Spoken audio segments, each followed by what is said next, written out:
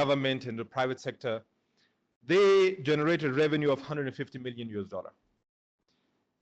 The IT services sector, where the IT companies, some of the representatives of IT companies are here, they contributed to this sector at a $50 million US as a revenue to the sector. Next comes the hardware distribution market. That's your computers, your laptops, your mobile devices, your tabs, keyboard, mouse, and all other devices. The revenue generated from that sector was a $250 million US. And the last is the IT training sector. That generated a figure around $30 million US. So we're talking about a sector which is no more an infant. We're talking about a sector which has already reached a level where we can call it, it's up to the maturity. But yes, it will take another couple of years to call it a full mature sector. But at least it gives us a confidence that yes, we are moving in the right direction. There is confidence by the investors, there is confidence by the users, by the consumers, that yes, if I bring my money in, I invest, I will be really generating some good revenue out of it. So that confidence is important for us as users, because if you don't have those investors coming in, you will not be able to have the services. And if you don't have services, you will not be able to play around with all these fantastic technologies. So that's the status of the economy of internet in Afghanistan. Now, let me relate the internet to the goals which are out there. We've been dealing with Millennium Development Goals for the last decade. But now what happened, the last couple of meetings globally, we've changed the Millennium Development Goals to Strategic Development Goals. And now those are the goals up there, 17 goals. What I can relate ICT and internet to is only goal number 3, 4, 5, 8, 9, 10, 11, and 16. Now, when we say goal 3, it's a good health and well-being. How can internet help us to achieve this goal?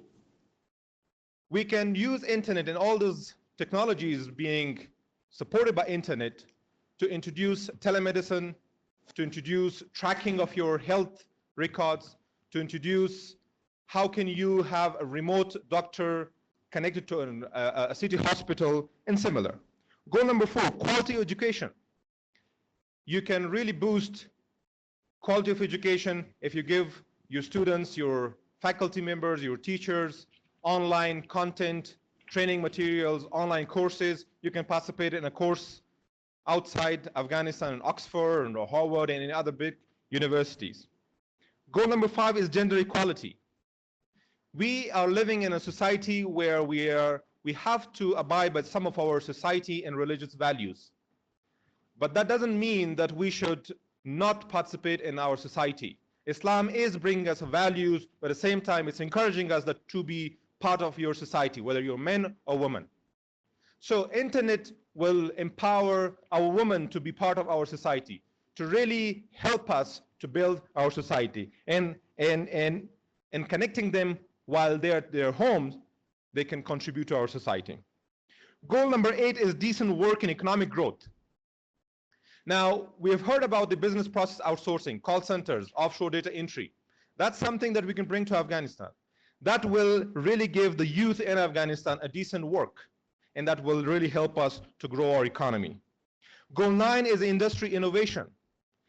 Internet can help the carpet weaving industry to innovate their businesses. They can really reach the markets outside the boundaries of Afghanistan to sell their products. Goal 10 is reduced inequalities. Again, the distance between Badakhshan and Kabul, Badakhshan and Nuristan and Uruzgan and other provinces within the country, and Afghanistan with the rest of the world, internet can help us. So there will be no inequality. The person sitting in Nuristan will be able to participate in a policy dialogue which is happening in Kabul or even in this hall at the moment through WebEx, and people are there. They're connecting with us from different parts of the world, talking about our own IT and internet policies. Goal 11 is sustainable cities and communities. We're talking about smart cities. Internet will help us to turn Kabul into a smart city. I mean, smart cities are not a science fiction thing anymore. If we say that only Washington can be a smart city, but Kabul can't be, it's a very false statement at the moment.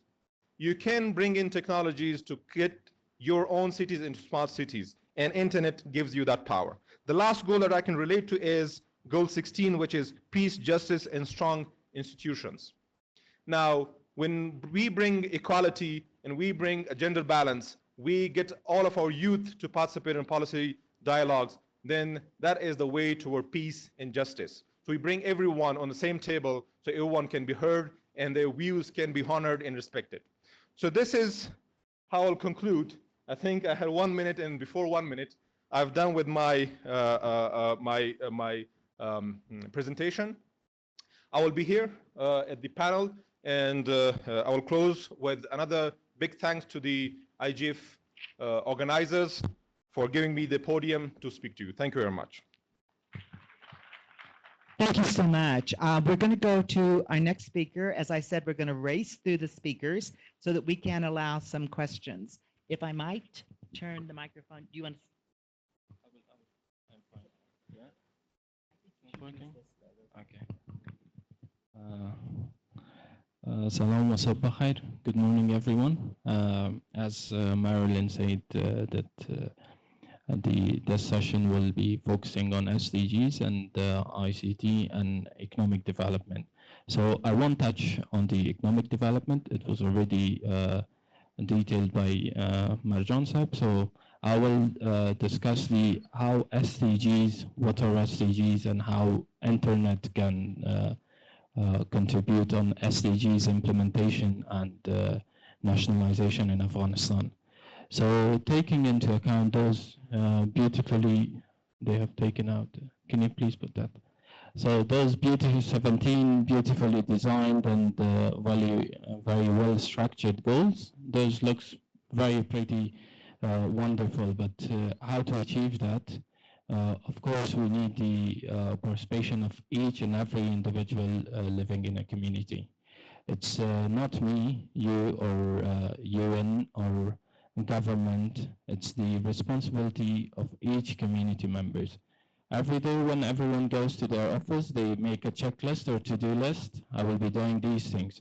So these 17 goals outlined there with 169 globally accepted indicators and 217 targets.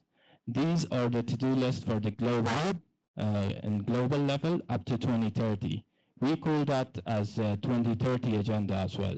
So this is the to-do list for the next 15 years of the global community. Afghanistan, what we have done in SDGs in Afghanistan, we're going through 3 different steps. The first is the nationalization, where today we are here to nationalize the SDGs, means raising public awareness through civil society, through academia, through the government agencies, through international partners. As I said, it's the responsibility of everyone.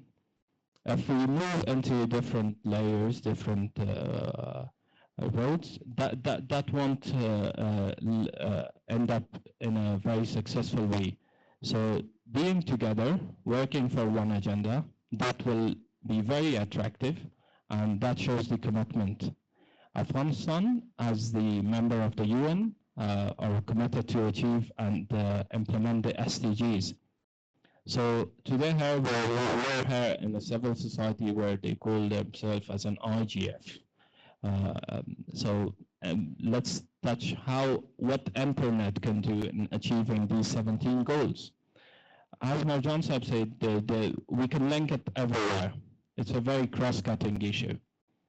But to touch on the basic and those important and very crucial and very vital goals, which are very important for Afghanistan to work on that pavement that all the other UN member states are doing, let's take into account the goal number 4 and 5, gender equality, number 5, and quality education. We are living in a digital world, so everything is getting connected through ICT. One of them is internet. A couple of panel speakers were connected through internet. That's called sustainability. They plan to launch the IGF, and the members, the panel members were not able to come and physically present themselves, but they use the internet as an device to connect them to this event. So this is what we call sustainability. If we really want to achieve the SDGs, we should make ourselves responsible. I can keep on talking for hour and hour on SDGs. That's my main patient for next couple of years. I will be working in UN. But as Marjan Sahib said, let me just add on that one, maturity of ICT. That's the main topic that we need to bring up in a stage of maturity, the ICT. That won't be done by making everyone responsible. We need to get together in these sort of events and make the ICT and bring it to a maturity level. That's where, again, we are going back to the SDGs. If you want to bring up the ICT into a maturity level, we need to stick with SDGs. Community participation, academia, there are different things that are going on. So all I have is 1 more minute, so I will quickly touch on those specific targets that are related with SDGs. There are many, but going before closely relates the ICT to e-education, e-learning. As I said, we're living in a digital world, so everything should be connected through E. And 5B and 17A, we have the industry, innovation, and infrastructure. If I was one of those decision makers, I would have put the internet, the ICT, as a separate goal for this SDGs, in order to make everything sustainable. If we want to achieve this, it should be through internet, which is one of the ICTs. So this is what I have for you. I will be happy to answer your questions, and whatever you want on SDGs, sdgs.un.org. There are too many information you can access through that one, and then whatever there is, you can sign up and get into the discussion. Thank you very much. Thank you very much, and particularly thank you for joining the panel.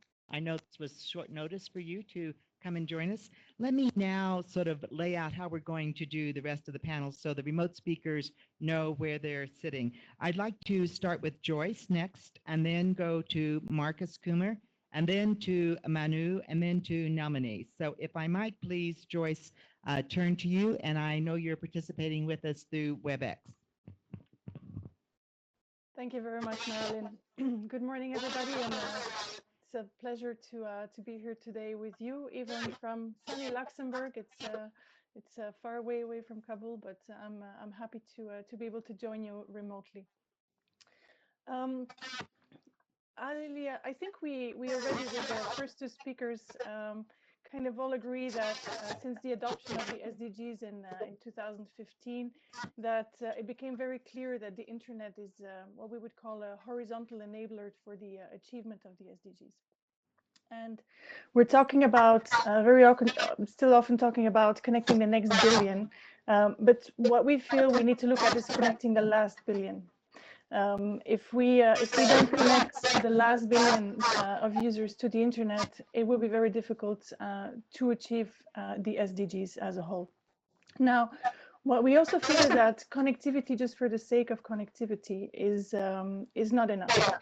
I think the two speakers before me actually mentioned a couple of times the interest of the connectivity to the internet, but what we are looking at is obviously meaningful access or relevant access that will allow people to make a difference in their lives and in the lives of their communities.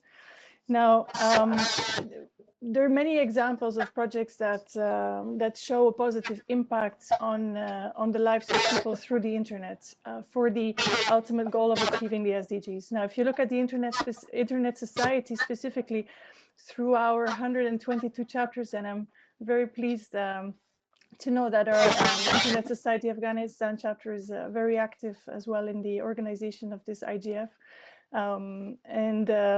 We've funded about 200 community projects over the last 10 years, providing access to the Internet of Opportunity to really make a difference in the lives of people at local level. And in actual fact, when we did the mapping of those projects against the SDGs, we actually noticed that over the past 10 years, we directly or indirectly impacted 14 out of the 17 SDGs through those projects. And what we feel is that if we really want to make a difference, if we really want to have to really see that the internet-based development with a big D becomes a reality, that the internet stakeholders really need to work together to make that difference. And they really need to work together on 3 areas, we feel. One is expanding infrastructure. And we see that, as I mentioned, connectivity for the sake of connectivity is not the end goal, but really working through expanding infrastructure to provide connectivity for meaningful access. We see a big drive on community networks, which is an alternative way of actually expanding the infrastructure. And it's a way to connect rural areas. It's a way to connect areas that are not served through the I would say commercial or government-driven connectivity. The advantage that we see with community networks is that it doesn't only provide connectivity, it's actually creating a local community with the understanding that the benefits of the connectivity. So that we actually provide, they provide capacity building for the people in the community to not only maintain the network, but also to use the internet to the benefit of that community. So it's an interesting model that that is really taking off in many areas, and that we will continue to follow and to support. The second area where we feel that we really need to work on is to foster skills and entrepreneurship. And this is linking as well to the to internet economy, obviously, where if we don't actually look at fostering the digital literacy and developing the skills that are necessary to develop that literacy, we will not be able to support the development of the achievement of the SDGs. So what we need to see as well is that the young people need to understand how the internet functions, and platforms like these today are an amazing place for those people to actually start to understand the internet ecosystem. But they need to understand how the internet really functions and works, so that they can be part of the further development of the internet and not only be users of this amazing tool. The third area that we feel is really important and is crucial in the achievement of all of this is to develop a supportive governance system. Now, as I mentioned, not only supporting the connectivity, the skills and entrepreneurship, but also that support the innovation, but also avoid restrictions to access, to meaningful access. And I'll link it back to another event that is happening this week, but in Brussels, RightsCon. It's where a lot of discussions will be happening on restrictions of access. What we've seen is that according to Brookings, for example, a study has been done, is that 2.4 billion has been lost in the global economy in GDP through blockages, through shutdowns. And so we feel that it's also important that there is a supportive governance system that allows for that meaningful access to happen in the regions, in the countries, for the communities. The last point, and I'll bring it back to SDG 17 for 1 minute, where we really see that platforms like these, like today, regional and national IGFs are really growing, and they are very crucial in the discussions that we're having around meaningful access, around connecting the next billion or connecting the last billion, as I mentioned, but also to have a collaborative, multi-stakeholder dialogues that really identify the issues that are important in the country, in the region, and then bring it back to the global discussion at the global IGF.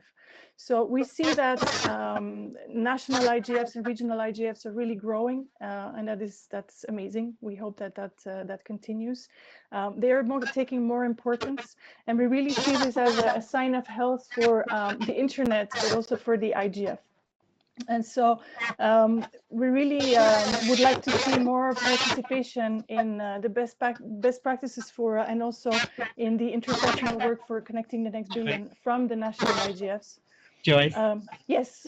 can I ask you to take 30 seconds to wrap up? Yes, I'm ready. Thank you. Thank you so much. And so I just wanted to say that you know, fora like today are really crucial for continuing this these kinds of discussions, and they are really the force behind behind achieving not only meaningful discussions around the internet, but also for the achievements of the SDGs. Thank you.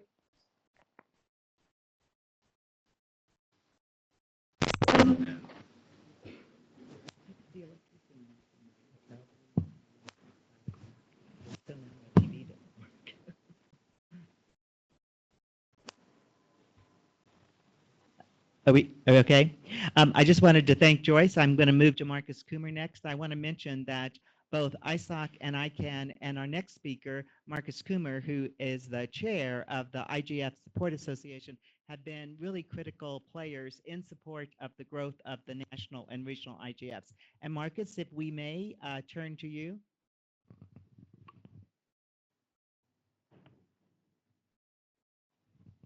We may need a minute to get reconnected to WebEx.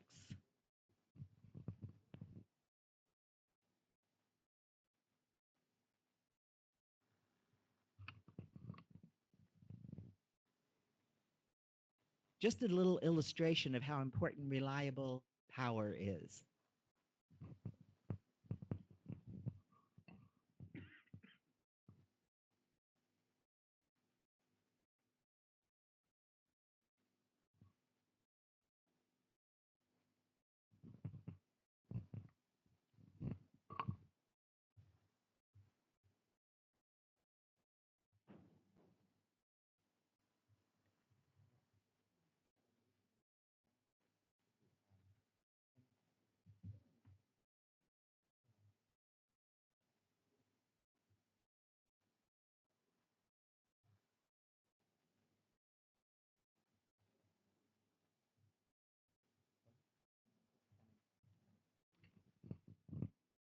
Okay, we're maybe 30 seconds away from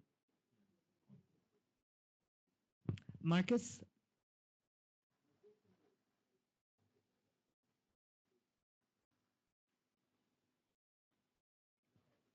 He's not on the call. Okay, then let's go with Manu, our next speaker, and we'll see if we can recover Marcus in a few minutes. I'm going to actually break my model of not introducing the speakers and introduce Manu Bhardwaj. I was very privileged to work with Manu when he was at the U.S. State Department, and he has been a very influential contributor to the IGF USA and in work that IGF USA, your counterpart, has done in providing input into connecting the next billions, work that has gone on intersessionally at the IGF itself. But Manu took it much, much further and turned it into something called Global Connect. He's moved now to the private sector, but I really welcome the opportunity to hear from Manu. He has a very interesting PowerPoint, and I think we have that, so we'll be loading that shortly. Manu, can I just ask if you are on the WebEx and can hear us?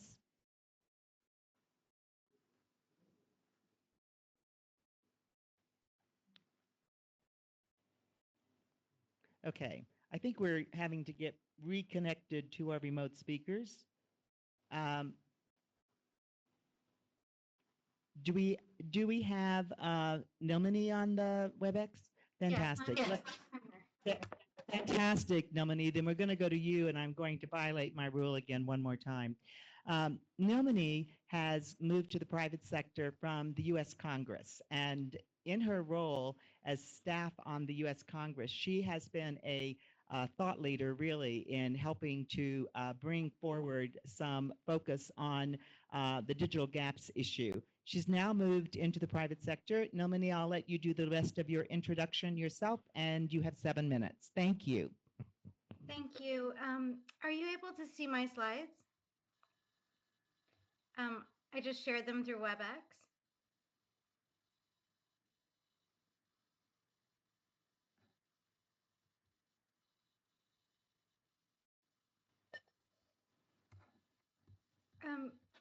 Are you able to see my slides? Yes. Oh, great. Well, thank you very much, Marilyn. I'm really excited to talk today because I love this issue. I think that internet can absolutely catalyze development. I do think it's has the potential to impact all of the global goals. The global goals were a big deal that the world came together and actually agreed that we had priorities. And it seems like a lot that there's 17, but the world's complex, and that's what we came up with. Um, as you all very well know, under Goal 9, it explicitly says that we need to build resilient infrastructure and that we need to significantly increase access to information and communications technology and strive to provide affordable and universal access to the internet in least developed countries by 2020. So what I love is that the internet is clearly baked into Goal 9, and then it's sprinkled around all of the other SDGs.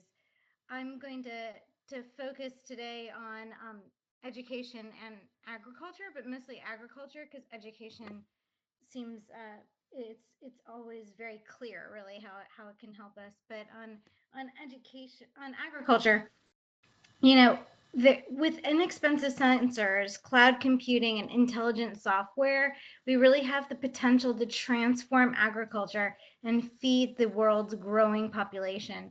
And if we look back at ag, the progression of farming went in 3 stages. We had first had the pre-industrial agriculture, which was labor intensive, a lot of subsistence farming. And then we, in many countries, we moved to industrial agriculture where we had more tractors and harvesters and seed science and chemical fertilizers and large commercial farms. And I think what we're seeing now is Ag 3.0. Which is where we can exploit data from many sources using sensors on farm equipment and plants, satellite imaging and weather tracking to maximize yields. In the near future, I think we're going to be seeing the use of water and fertilizers measured and monitored in detail, maybe even on a plant by plant basis, using the Internet of Things, sensors that are embedded that go to the internet and then go back to people's cell phones so that they can track it and maximize their yields with just their cell phone. The prospect of these really dirt cheap sensors and combined with the satellites are really where we get the higher yields and less waste.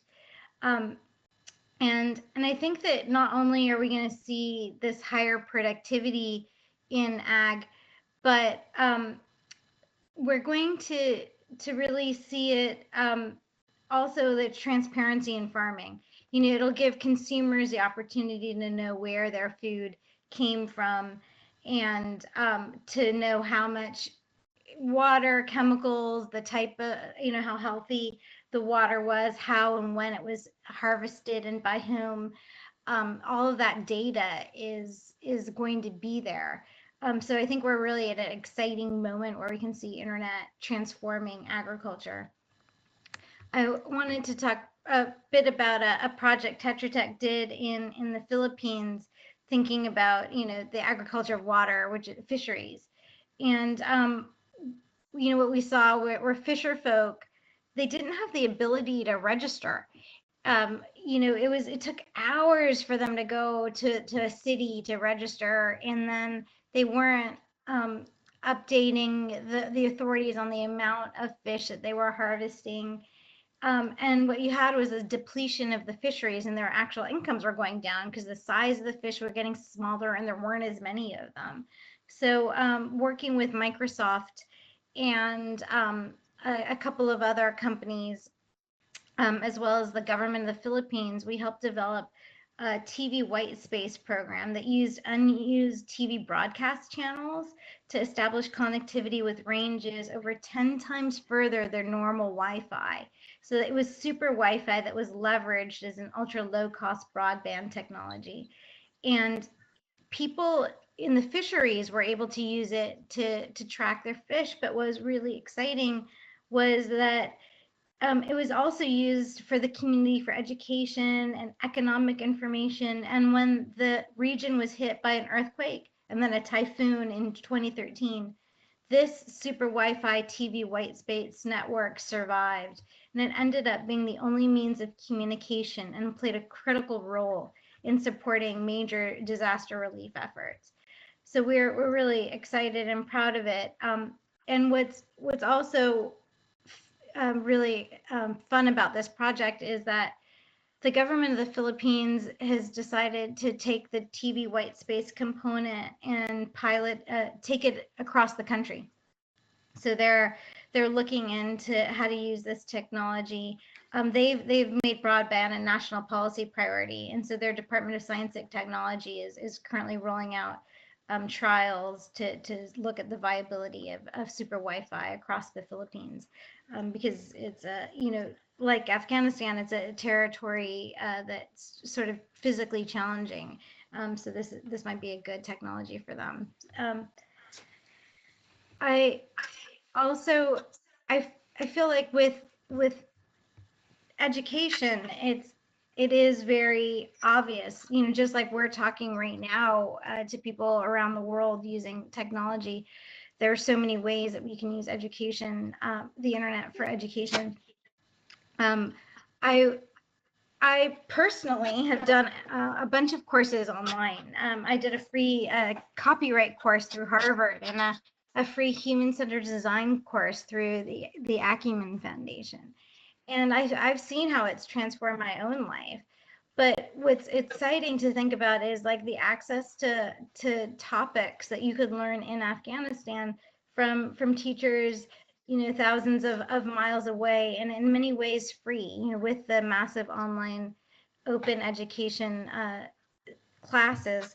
It's really, with internet, you're really opening the world to people and topics to people that they can engage. And it's not just one way. It's not just people in Afghanistan learning from around the world, but it's people in Afghanistan teaching people around the world about what's important to you and the topics that you've become experts in. So it's definitely a two-way street that is important. I wanted to also flag the gender component that I heard some of my colleagues in the room already discuss. But with the internet, it opens up a world to women who might not physically have that access.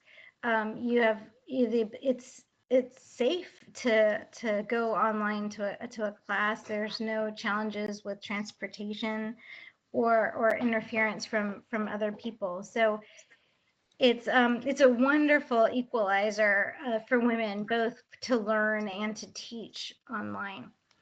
That's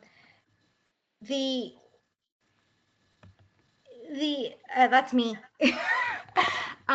But I'm standing in front of a poster that says that if she codes, she can change the world.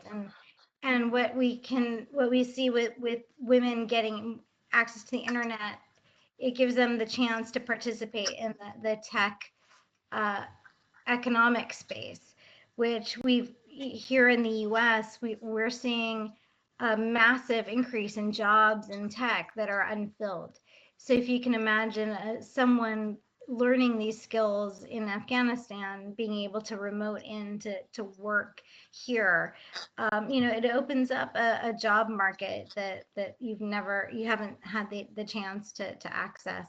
So just quickly kind of sum up some ideas on how to integrate the internet.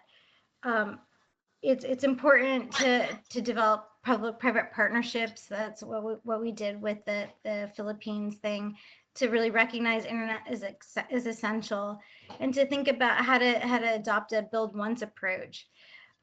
So that when you're doing roads, you're laying cable under them, and that when internet is installed, you're factoring in communities that are maybe underserved and making sure that women are included in the planning, so that it gets done, and that when we're thinking about budgets for the internet, we're adding in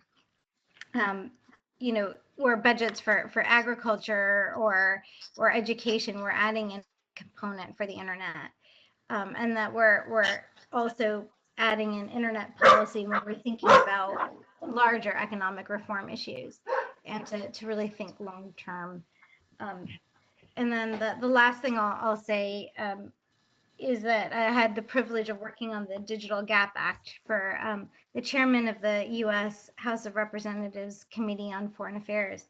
And it's a bill that promotes internet access in developing countries. And one of the key components of the bill was really a gender equality approach, that we're promoting internet access, but we are making sure to do it in a way that includes women equally. What we've seen, unfortunately, is an increase in the digital gender divide, not a decrease. So we actually have more men getting online than women. So there, at present, 25% more people online are men than women. And we want to make sure that we don't, we shrink that and we don't make it worse, because we want to make sure that internet is used as a tool to bring opportunity for everyone, and that in half of everyone is women. So thank you very much for this opportunity, and we'll move on because I know we want time for questions. Nilmini, thank you so much. Let me check and see if Manu is connected.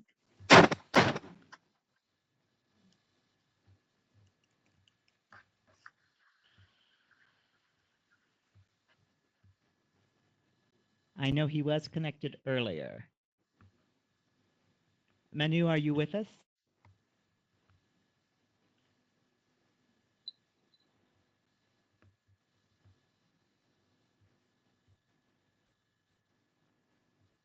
And that's what you're not seeing him?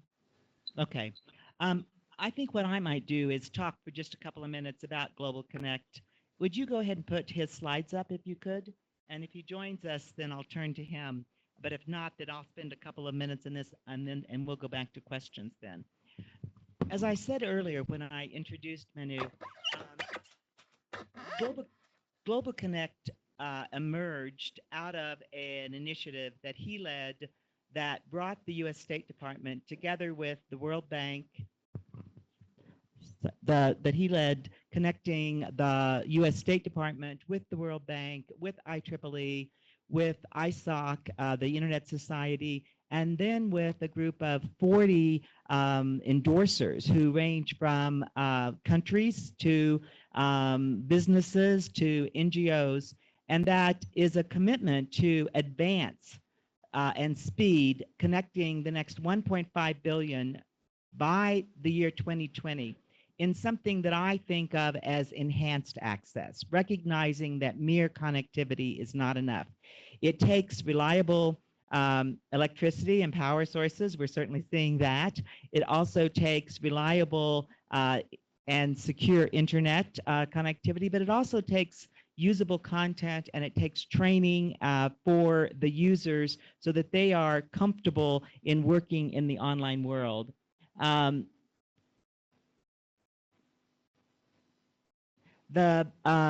I don't think we're going to be able to go much more into Global Connect, but we'll post Manu's PowerPoints to the website. And then if there are questions, probably Nilmini and I can also contribute to questions. One of the interesting things for you to think about is how can Afghanistan benefit from this initiative, which has very high senior interest, and that is a commitment to look at advancing the next 1.5 billion by 2020 from the developing countries and emerging economies. I think what we should do at this point is, let me do one last check to see if Marcus Coomer has rejoined us. And if not, then we will move back to questions.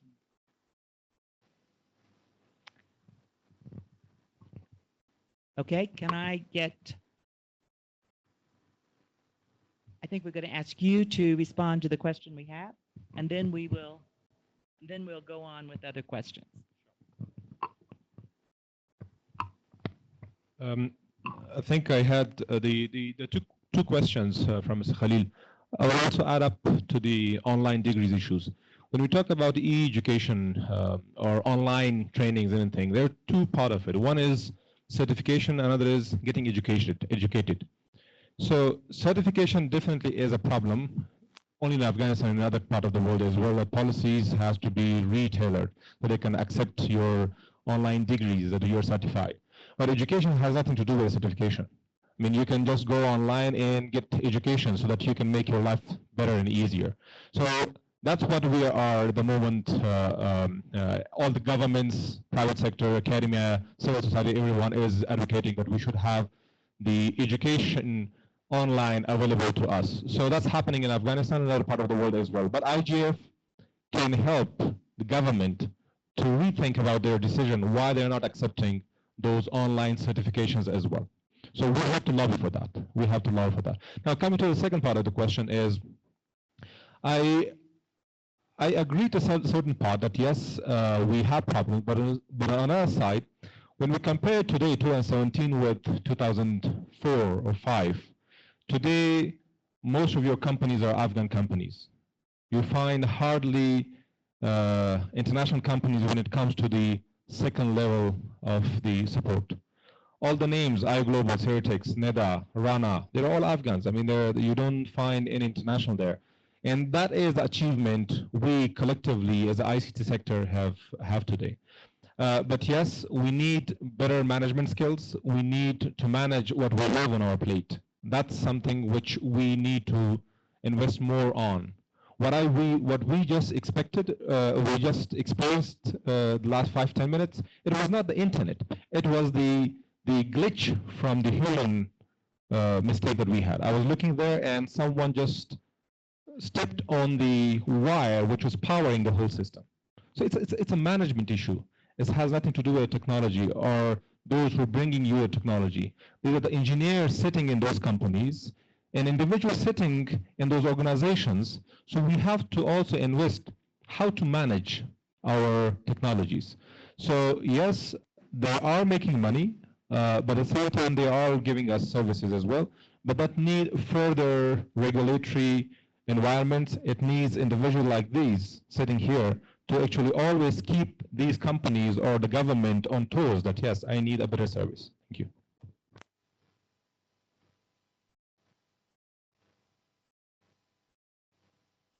We have time for more questions, and we'd love it if you have questions.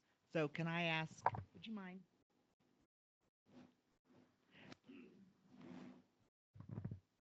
And if you don't ask questions, I may assign questions. سوالتان بدری به پشتو.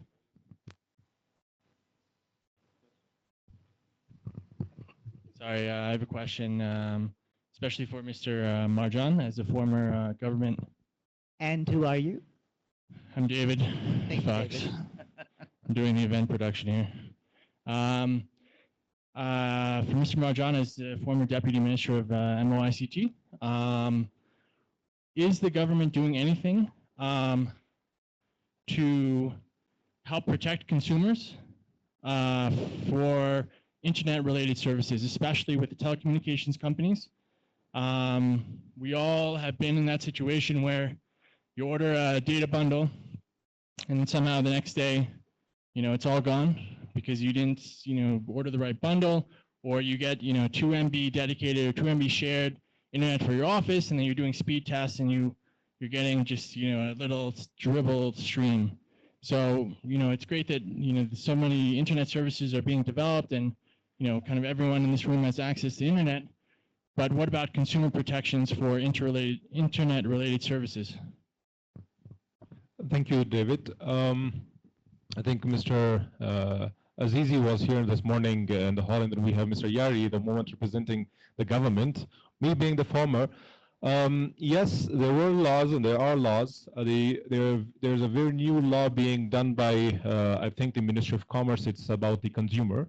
It's not only the internet consumer, IT consumer, but overall consumer. So that law is now underway, which will be in effect, so it will help all other customers to be protected. But when it comes to the telecom sector, yes, the telecom law has a clear write-up in the regulations at the Telecom Regulatory Authority, which are there to actually help the consumer to be protected.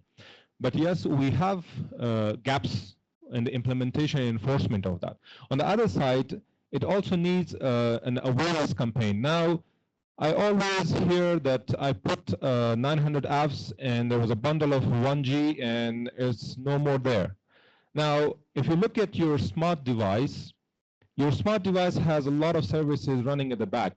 It is continuously downloading updates for your software, which is your Android or your iOS or any other application. So that is chewing up your bandwidth that you have paid for. So there are things which need both regulation, better mechanism to enforce those regulations, and at the same time, how to make your consumer aware how to use that service. Any question? Do we have Yes. more questions?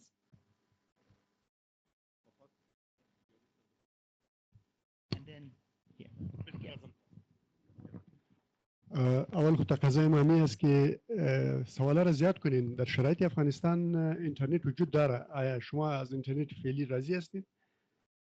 به حیث جوانه، به حیث کسانی که به شکلی از اشکال در اهداف SDG که تذکر داده شد شما قسما هم با زندگی شما، با کار شما، با فعالیت شما، با ابتکارات شما ارتباط داره.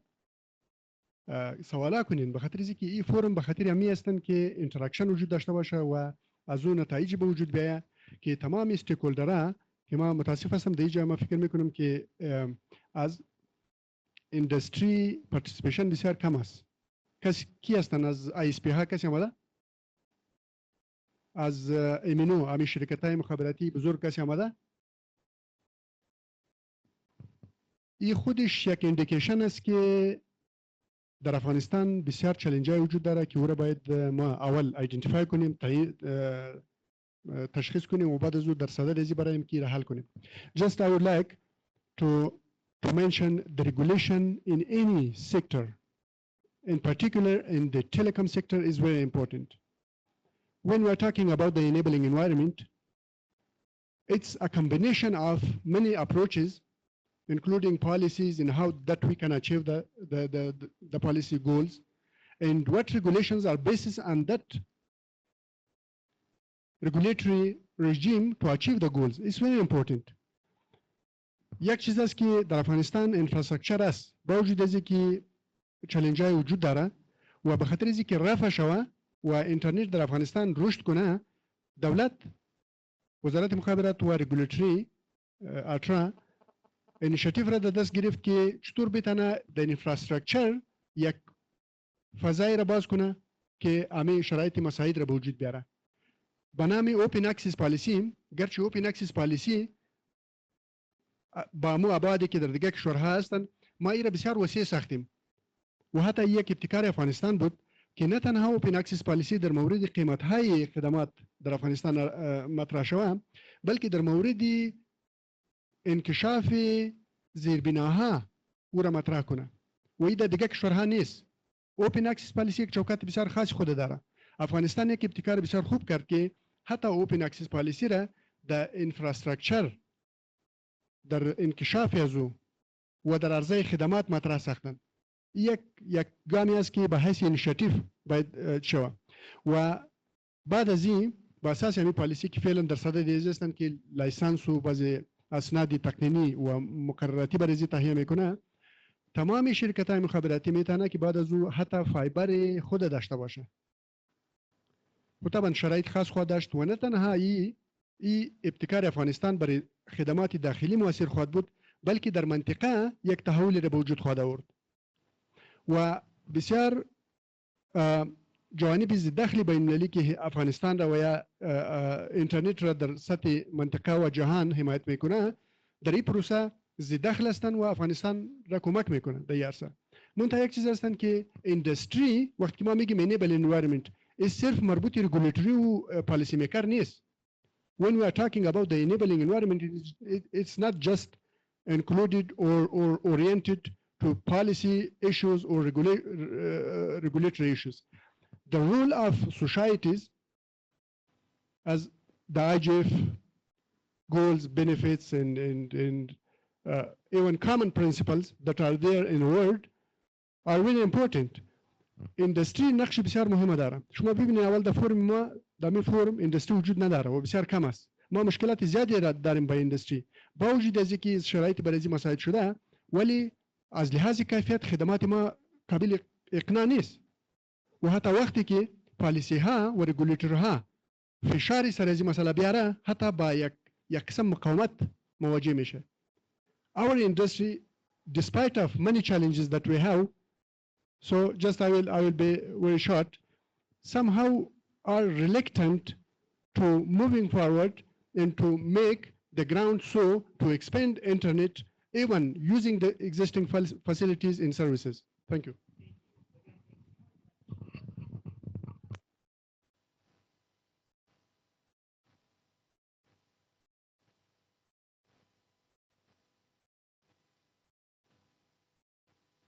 I used to work at AT&T. I helped found AT&T Computer Systems. I helped found AT&T WorldNet. One of the things, I made a comment earlier about the need to encourage the incumbents to welcome and to participate. So my invitation to you is to help us for the next year and at our next IGF Afghanistan to make sure we have the telecoms companies here as well as a much broader participation from the private sector. And let's go quickly and let's get all the questions, and then we won't have time to answer all of them, but we'll be able to do written answers. Can I just ask you to gather the questions?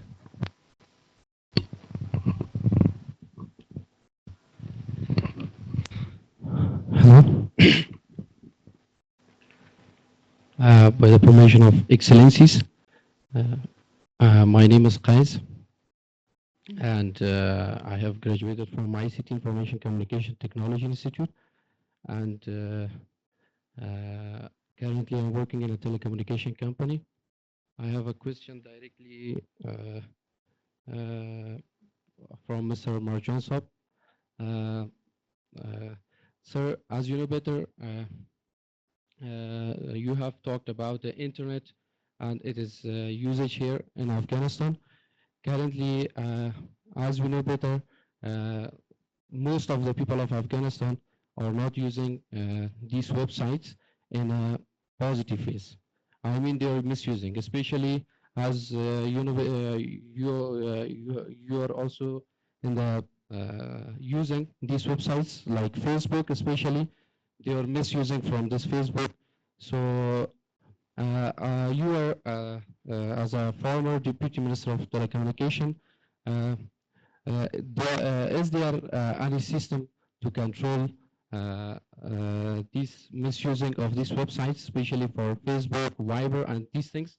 And from second part of my question is, as you know better, we are using 3G in Afghanistan. 3G is currently the people are using, that the companies launched 3G and still 4G is in the progress to be launched. Actually, the speed of this 3G is very slow. Could you please also give us information, because it is nearly 2G, it is not 3G. So, as I said, I want to collect all the questions, and then we will probably have to respond to some of them in writing. But can you just go to the rest of, is one in the back, as two in the back, and then one here. السلام علیکم. زما سوال د مربجان صاحب نه دی. سوال مې دا دی، زه د سکندر نوم دی سکندر شمس، د راجستان پوهنتون نه فارغ شویم. راجستان پوهنتون نه فارغ شویم. د یو شاګرد چې کله یو سند واخلي د بیرون ملک نه کنه، نو هغه څومره د مطلب ډېر کړول کېږي. اول به د تحصیلات عالي نه ټاپه کوي، بیا به دا ټاپې وکوي، بیا د خارجي وزارت د هغې نه، بیا به راځي سفارت د افغانستان نه. دومره ثبوتونه خو شو چې دا ویریفای دی، بیا افغانستان د تحصیلات ته راوړي. هغې چې وشي د هغې ټاپه کوي، بیا وزارت ته، بیا اخر مرحلې چې کېږي. نه دا انټرنېټ پوښتنه مې وموندل. اخر بیا ویریفیکیشن څه کوي؟ آنلاین کوي. وایي دا پوهنتون ته راسن ارتباط نیسي که نه. نو دا شیخ که انټرنېټي تاسو وکړئ لکه راسه، نو هغه پوهنتون وګورئ که نه، هلته ښودلي چې دا یو جي سي دا اپروف دی یا نه، او چې اپروف هغې نه پوهنتون ویریفای کوي چې دا د انټرنېټ په لارې وشي. څومره به اسانه وي، دومره به کړېږي نه یو شاګرد، یو محصل.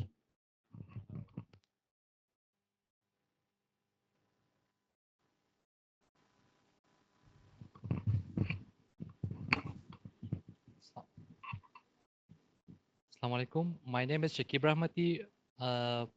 My question is, what can ISOC do for the government in the era of technology?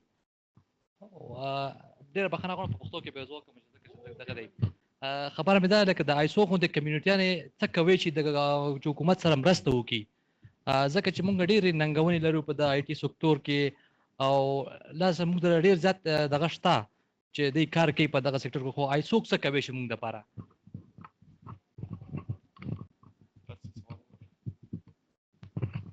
Hello everyone, I'm Sajjad Saidi from Kabul Education University. My question is with introduction of open access policy, what are the security implications for our country? Because we are letting the telecom companies to install their own infrastructure.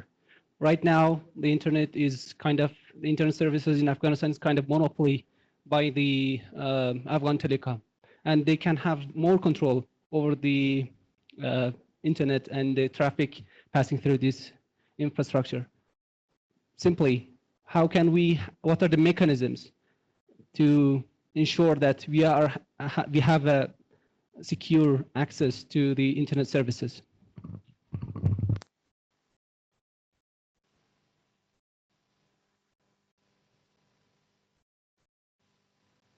Four more questions coming your way. So let me be clear. What we're doing right now, What we're doing right now is collecting questions. We're not going to be able to answer all of them, so we are going to post answers to the website. Can you get the questions now? Okay. Thanks for this opportunity. My name is Yusuf. My question is how to change people perception in order to use internet, or how government use internet, which means e-government, or government which connected with internet. Thank you.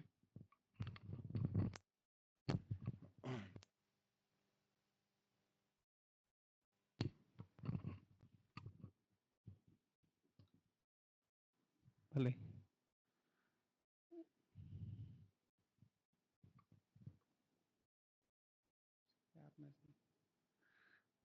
بله.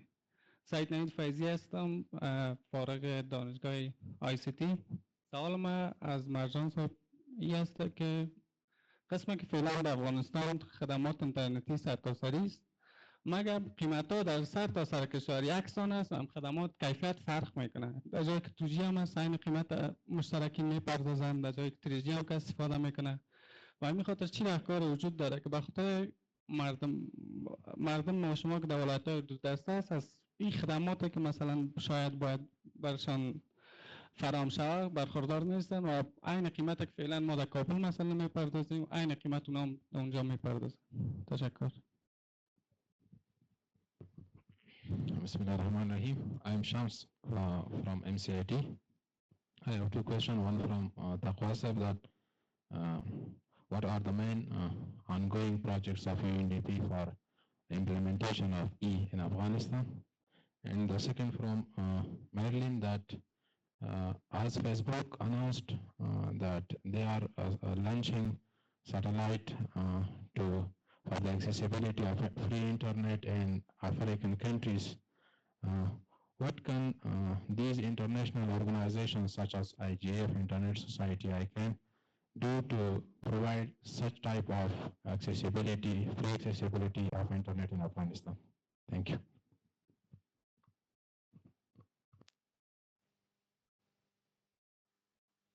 So we're going to take one last question, and then if you have other questions, you're going to need to write them down and give them to us. This is the last question, and then any other questions, if you could write them down. My name is Muhammad Sadiq. I have a question from Aimal Marjan. Is there any controlling mechanism for controlling the prices, like in private ISPs? They're providing different pricing schemes to the organization, also to the home users, and also control about the services they are providing to the customers. تشکر. سوالاتتون شما میتونین که از طریق ایمیل بر ما روان کنین و ما حتما جوابش براتون روان میکنیم. Over to you, please. Okay. Thank you very much. We'll go one by one and quickly try to do justice with them, but if I miss anything, pardon. Facebook control, that was the first question coming up, social media. As per our constitution, we have a freedom of speech. But at the same time, we have to train our societies that what does it mean in freedom of speech.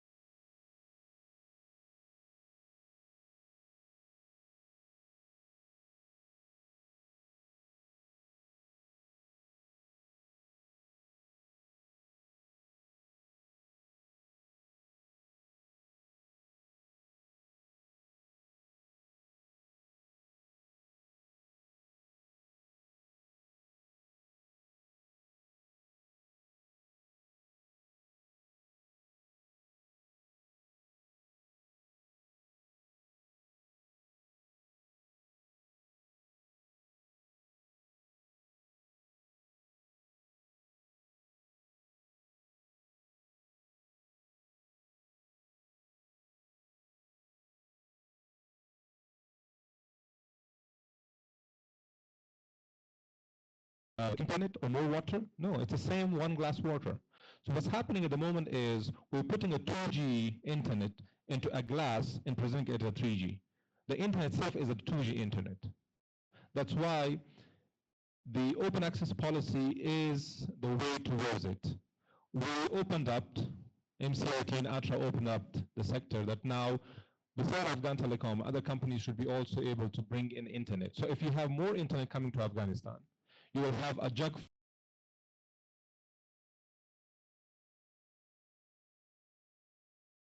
so that then you will be able to actually enjoy the 3G and 4G and others. So let's wait how the policy is being implemented and how can new players come in. Now, a related question to the same, the security. For the traffic, if one can control the traffic as per your national interests and the country's security issue, the open access policy has a clear write-up about internet exchanges.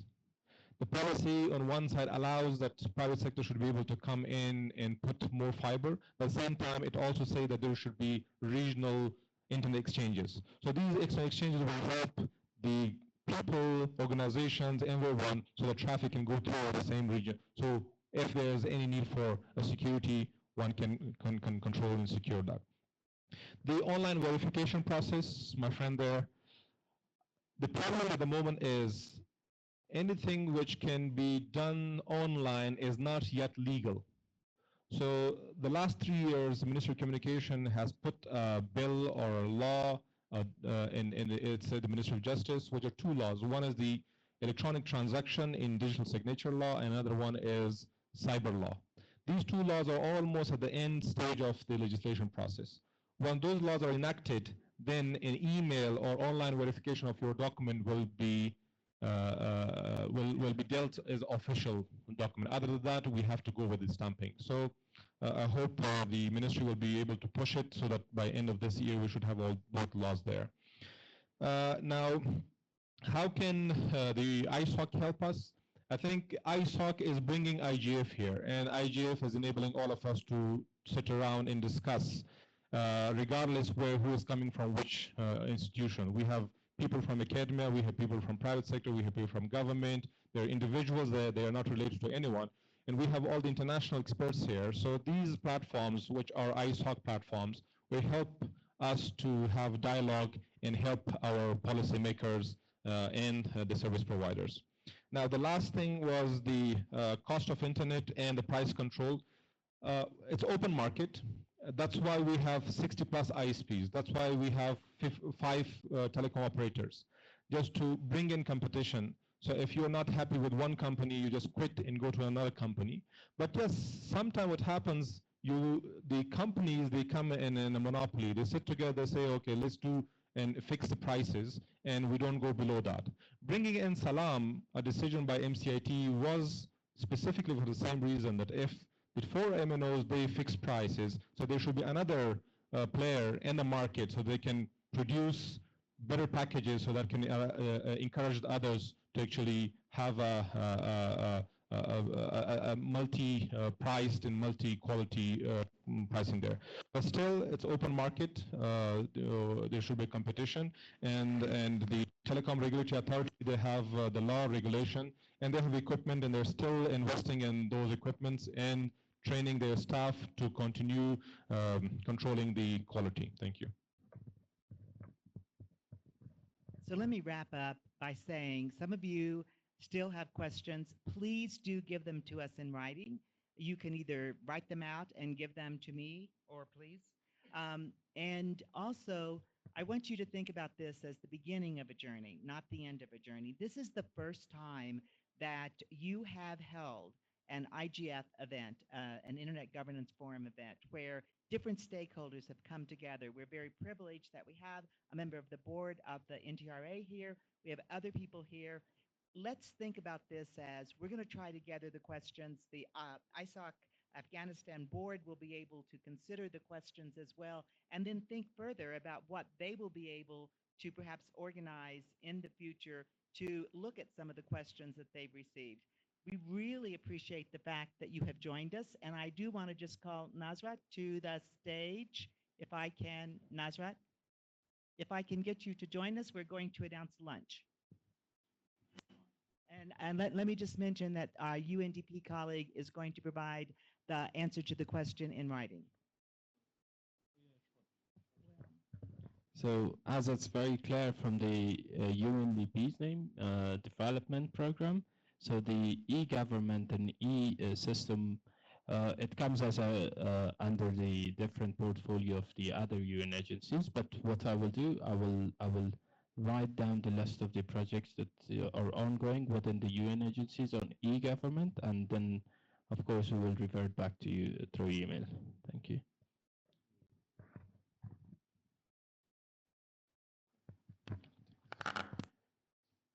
All right.